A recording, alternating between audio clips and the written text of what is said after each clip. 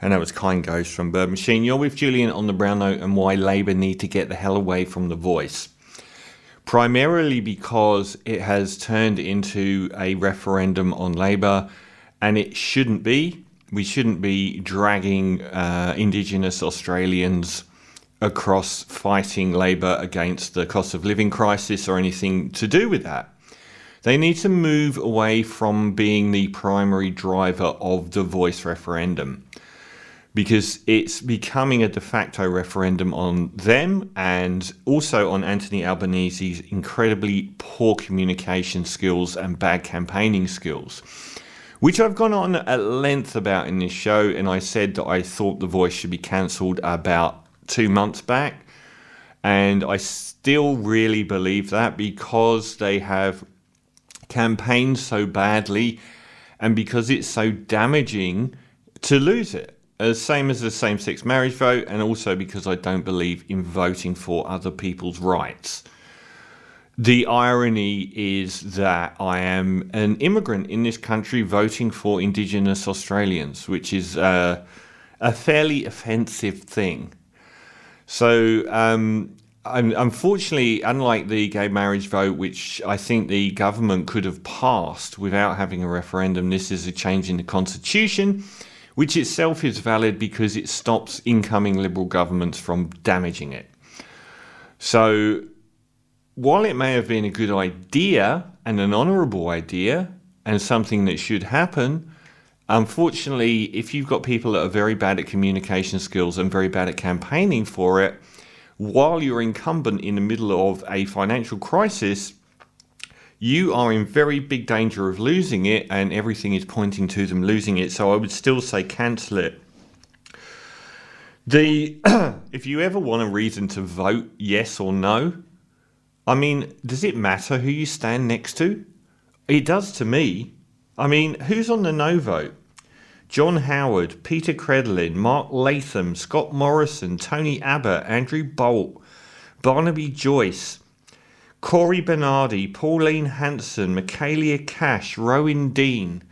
These are like the worst Australians for me, morally, and what they stand for and what they represent, and their almost symbiotic relationship with the Murdoch press versus, we talk about how blue collar and everything that the populist right are, but they're not. They're all elitists. They're not from the lower echelons of society. People voting yes and supporting the yes campaign publicly. John Farnham, Jimmy Barnes, Midnight Oil. People like Reverend Bill Cruz, Jonathan Thurston. These are people that are far more honourable in their countenance and in their outlook than the people on the no vote. And I just don't, why would you want to stand next to these people? These right-wing groups are using it as a battering ram and pretending it's not them. It's very interesting that a lot of them are saying, we don't want to say publicly we're voting no because we'll be seen as racist, which is de facto admitting that you yourself think that voting no is racist. This isn't a referendum on Labour. And I would love for people to move away from the fact that it's got anything at all to do with Labour and just vote on the fact that it has something to do with Indigenous Australians. So vote on whether you want the Indigenous Australians to have this right or not on whether you want to punish Labour. The opposite paradigm was with the gay marriage vote, because if people wanted to punish the Liberals for the gay marriage vote, they voted for it. Because the Liberals were in power then, and they were believed to be a broad consensus of populist right-wingers against the gay marriage vote. So if people wanted to punish the government that time, they could vote for it. But this time, if they want to punish the government, they're going to vote against it.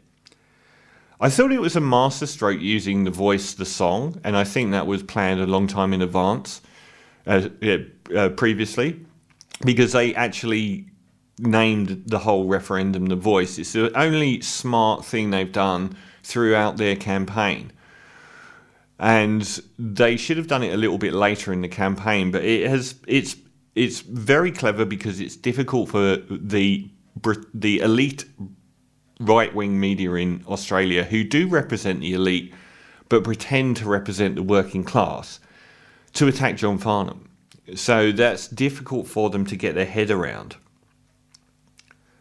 So Labour need to back off, but particularly they need to remove really bad communicators like Anthony Albanese from speaking on behalf of The Voice, and use people that are really, really good communicators. Like, even in Labour, Dan Andrews, Victoria, I think, is the only state that it's actually ahead in the polls at the moment.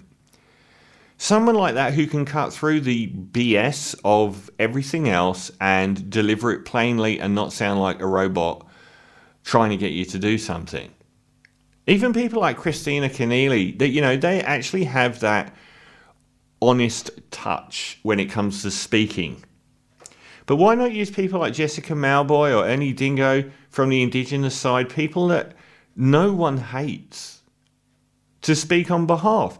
There is a complete lie going around, one of many, regarding The Voice, which is that, so many Indigenous Australians don't want it, and then they cherry pick the ones that don't want it.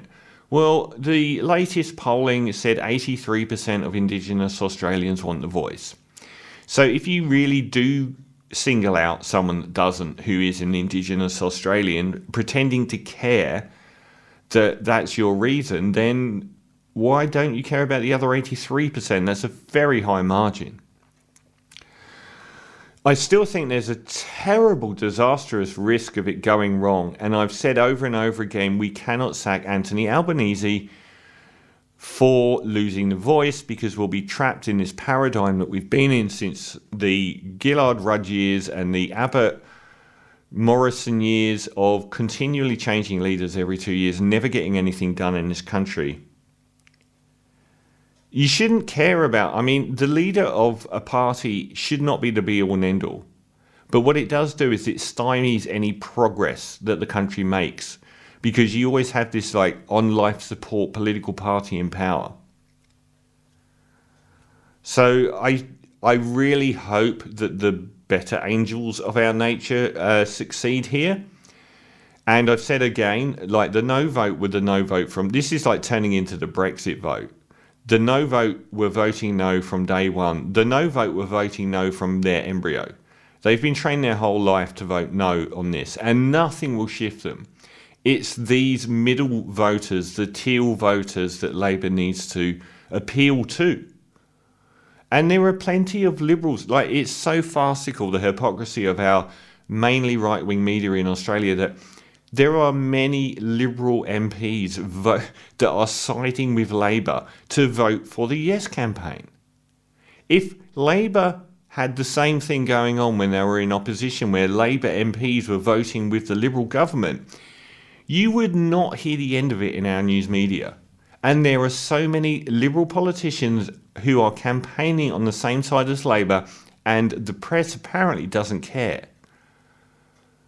So I hope that Labour can understand that having different figureheads involved in this, who are communicators who people like and who can cut through the bullshit, is integral. And the more they promote Anthony Albanese at the front of it, the more that people are going to use it as a wrecking ball to hit the Labour government for an economic paradigm that wasn't theirs, that they inherited.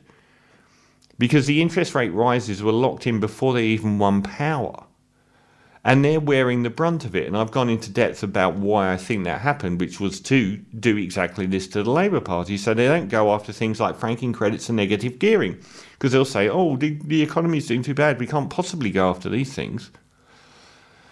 So, try and get some distance between Labour and the vote. And remember, this isn't about Labour. It's not a vote for Labour. It's a vote for, should we ask Indigenous Australians what they think? It's not a complicated scenario.